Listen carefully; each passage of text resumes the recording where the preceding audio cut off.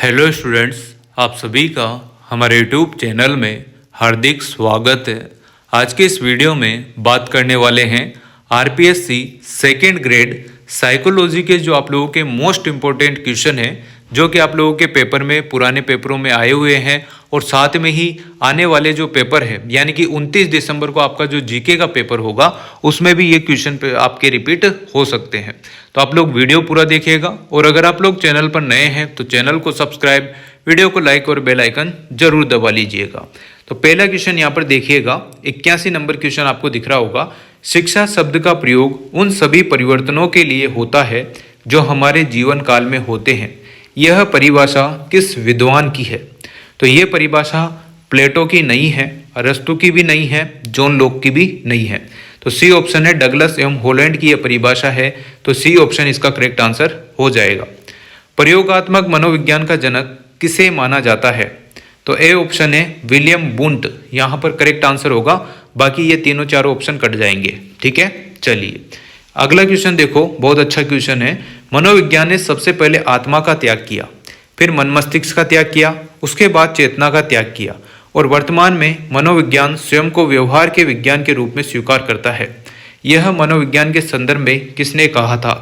यह crow and crow ने नहीं कहा, वॉटसन ने भी नहीं कहा था, स्किनर ने भी नहीं कहा था, यह कहा था वुडवर्थ ने। किसने कहा था? वुडवर्थ ने। अगला क्वेश्चन है, देखो, शिक्षा मनोविज्ञान मनोविज्ञान के किस पक्ष से संबंधित एक शाखा है?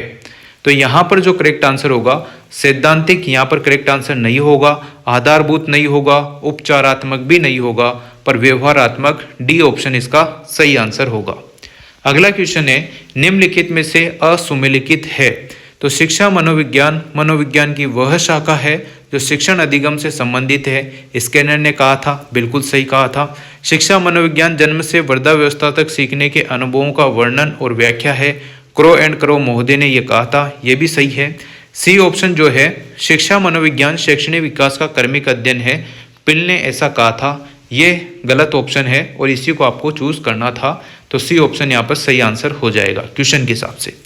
आधुनिक काल में प्रथम शैक्षणिक मनोविज्ञान किसे माना जाता है? आधुनिक काल में किसे माना जाता है, यहाँ पर ये पूछा गया है। तो यहाँ देखो, थॉर्नडाइक जो है, बी ऑप्शन इसका सही आंसर हो जाएगा। शिक्षा मनोविज्ञान नहीं है, तो शिक्षा जो मनोविज्ञान नहीं है तो सकारात्मक विज्ञान तो है, विद्यात्मक विज्ञान भी है, अनुप्रयुक्त विज्ञान भी है, पर मानक विज्ञान ये नहीं है। तो बी ऑप्शन सही हो जाएगा। शिक्षा मनोविज्ञान का शिक्षक के लिए निम्नलिखित में से क्या समझने में सहायता करता है? तो यहाँ पर मूल्यांकन की नवीन विधियों का उपयोग, व्यक्तित्व भिन्नताओं की समझ, बालकों और विद्यार्थियों को समझना, उपयुक्त सभी, डी ऑप्शन इसका सही आंसर होगा, उपयुक्त सभी। शिक्षा मनोविज्ञान के प्रमुख क्षेत्र में सम्मिलित है। समाज, अधिगम करने वाला, अधिगम की प्रक्रिया, अधिगम की स्थिति। तो यहाँ पर जो है समाज को हटाकर बाकी तीनों ऑप्शन सही हो जाएंगे। अधिगम करने वाला, प्रक्रिया और स्थिति, सी ऑप्शन इसका करेक्ट आंसर होगा। अगला क्वेश्चन है, शिक्षा मनोविज्ञान शैक्षणिक परिस्थितियों के मनोवैज्ञानिक पक्षों का अध्ययन है। यह परिभाषा किसकी है? यह परिभाषा है ट्रो की, डी ऑप्शन होगा इसका सही आंसर। अगला क्वेश्चन है, निम्नलिखित में से कौन सी कसौटी शिक्षा मनोविज्ञान को विज्ञान के रूप में मानने से संबंधित नहीं है? तो इनके सिद्धांत और नियमों में परिवर्तन संभव नहीं है। यह ऑप्शन होगा, बी ऑप्शन इसका सही आंसर होगा। अगला क्वेश्चन है, निम्न कथनों पर विचार करें, असत्य कथन का चयन करो। शिक्षा मनोविज्ञान एक धनात्मक मानकीय विज्ञान है। तो ए ऑप्शन इसका सही आंसर हो जाएगा। गलत आंसर आपसे पूछा है तो इस हिसाब से ए ऑप्शन सही होगा। निम्न कथनों पर विचार करो और सही कूट का चयन करो।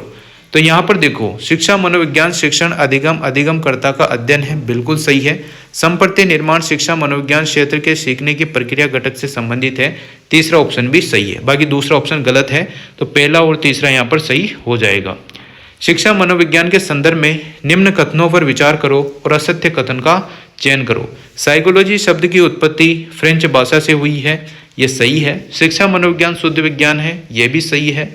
बाकी यहाँ पर देखो, शिक्षा मनोविज्ञान विद्यार्थियों की कमजोरियों असफलताओं को नजरअंदाज करने के लिए प्रेरित करती है, यह भी सही है। तो उपयुक्त सभी कथन क्या है? असत्य है। तो क्वेश्चन के हिसाब से डी ऑप्शन सही है।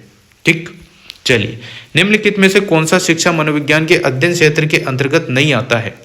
यानी कि जो पहला क्वेश्चन था उसमें आप लोगों से गलत आंसर बताने थे और वो तीनों आंसर जो थे वो क्वेश्चन के हिसाब से सही थे, मतलब कि तीनों के तीनों ही गलत थे, तो डी ऑप्शन यहाँ पर सही हो गया।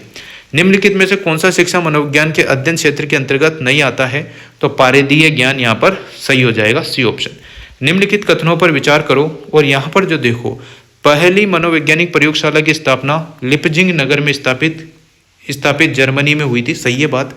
मनोविज्ञान ने शिक्षा को बाल केंद्रित बना दिया, बिल्कुल। शिक्षा में व्यवहारवाद की स्थापना जो है वाटसन ने की, ये तीनों ऑप्शन सही है, तो डी ऑप्शन इसका हो जाएगा करेक्ट।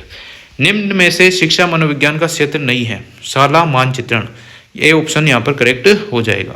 शिक्षा मनोविज्ञान वैज्ञानिक विधि से प्राप्त किए मानव सिद्धांतों के प्रयोग को प्रस्तुत करता है जो शिक्षण अधिगम को प्रभावित करता है। यह परिभाषा किसकी है, यह परिभाषा है एलिस क्रो की, बी ऑप्शन सही होगा। शिक्षा मनोविज्ञान में संबंध त्रयी का विकास किसने किया, रॉन रॉयबर्न, ए ऑप्शन इसका सही होगा। शिक्षा मनोविज्ञान है नियामक विज्ञान, निर्देशात्मक विज्ञान, सैद्धांतिक विज्ञान या विधायक विज्ञान, तो विधायक विज्ञान यहाँ पर जो है सही होगा इसका आंसर शिक्षा मनोविज्ञान का। तो इस प्रकार से आप लोगों के ये जो 20 क्वेश्चन थे आप लोग जरूर पढ़ के जाइएगा, हो सकता है इनमें में से आप लोगों को कुछ ना कुछ क्वेश्चन या इनसे रिलेटेड क्वेश्चन आपको देखने को मिल जाए। तो उम्मीद करता हूँ आप लोगों को वीडियो अच्छी लगी होगी। वीडियो अच्छी लगी हो तो like, comment, share and subscribe. Thanks for watching.